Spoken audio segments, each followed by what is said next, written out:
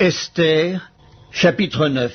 Au 12e mois, qui est le mois d'Adar, le 13e jour du mois, jour où devait s'exécuter l'ordre et l'édit du roi, et où les ennemis des Juifs avaient espéré dominer sur eux, ce fut le contraire qui arriva, et les Juifs dominèrent sur leurs ennemis. Les Juifs se rassemblèrent dans leurs villes, dans toutes les provinces du roi Assuérus, pour mettre la main sur ceux qui cherchaient leur perte, et personne ne put leur résister, car la crainte qu'on avait d'eux s'était emparée de tous les peuples.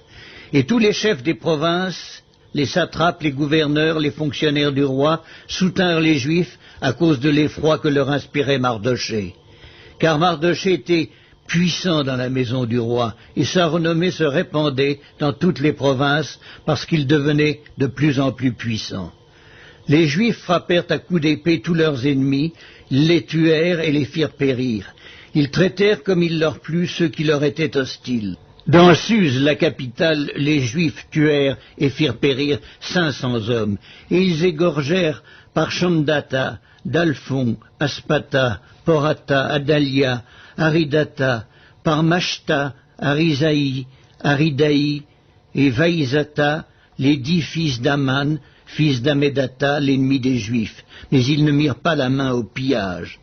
Ce jour-là, le nombre de ceux qui avaient été tués dans Suse, la capitale, parvint à la connaissance du roi. Et le roi dit à la reine Esther, « Les Juifs ont tué et fait périr dans Suse, la capitale, 500 hommes et les 10 fils d'Aman. Qu'auront-ils fait dans le reste des provinces du roi?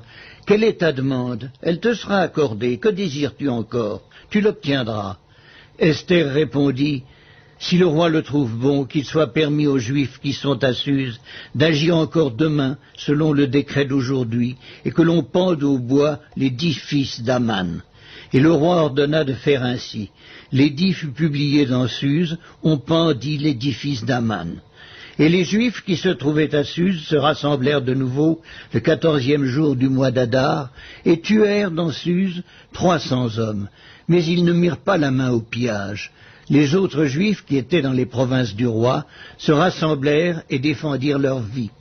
Ils se procurèrent du repos en se délivrant de leurs ennemis, et ils tuèrent 75 000 de ceux qui leur étaient hostiles, mais ils ne mirent pas la main au pillage. Ces choses-là arrivèrent le 13e jour du mois d'Adar.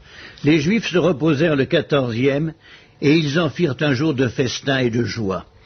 Ceux qui se trouvaient à Suse, s'étant rassemblés le 13e jour et le 14e jour, se reposèrent le 15e, et ils en firent un jour de festin et de joie. C'est pourquoi les Juifs de la campagne qui habitent des villes sans murailles font du 14e jour du mois d'Adar un jour de joie, de festin et de fête, où l'on s'envoie des portions les uns aux autres. Mardochée écrivit ces choses, et il envoya des lettres à tous les Juifs qui étaient dans toutes les provinces du roi Assuérus, au près et au loin.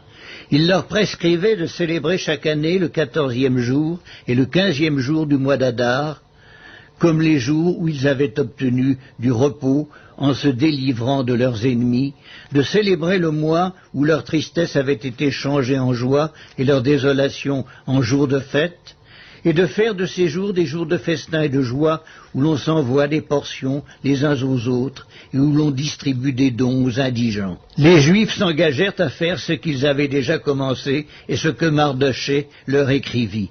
Car Haman, fils d'Amédata, l'Agagite, ennemi de tous les Juifs, avait formé le projet de les faire périr, et il avait jeté le pur, c'est-à-dire le sort, afin de les tuer et de les détruire. Mais Esther s'étant présentée devant le roi ordonna par écrit de faire retomber sur la tête d'Aman le méchant projet qu'il avait formé contre les Juifs et de le pendre au bois, lui et ses fils. C'est pourquoi on appela ces jours Purim, du nom de Pur. D'après tout le contenu de cette lettre, d'après ce qu'ils avaient eux-mêmes vu et ce qui leur était arrivé, les Juifs prirent pour eux, pour leur postérité et pour tous ceux qui s'attacheraient à eux, la résolution et l'engagement irrévocable de célébrer chaque année ces 2 jours, selon le mode prescrit et au temps fixé. Ces jours devaient être rappelés et célébrés de génération en génération, dans chaque famille, dans chaque province et dans chaque ville. Et ces jours de Purim ne devaient jamais être abolis au milieu des Juifs, ni le souvenir s'en effacer parmi leurs descendants. La reine Esther, fille d'Abicaïl, et le juif Mardoché écrivirent d'une manière pressante une seconde fois pour confirmer la lettre sur les Purim. On envoya des lettres à tous les Juifs dans les 127 provinces du roi Assuérus. Elles contenaient des paroles de paix et de fidélité pour prescrire ces jours de Purim au temps fixé, comme le juif Mardoché et la reine Esther les avaient établis pour eux, et comme ils les avaient établis pour eux-mêmes et pour leur postérité, à l'occasion de leurs jeûnes et de leurs cris. Ainsi l'ordre d'Esther confirma l'institution des Purim, et cela fut écrit dans le livre.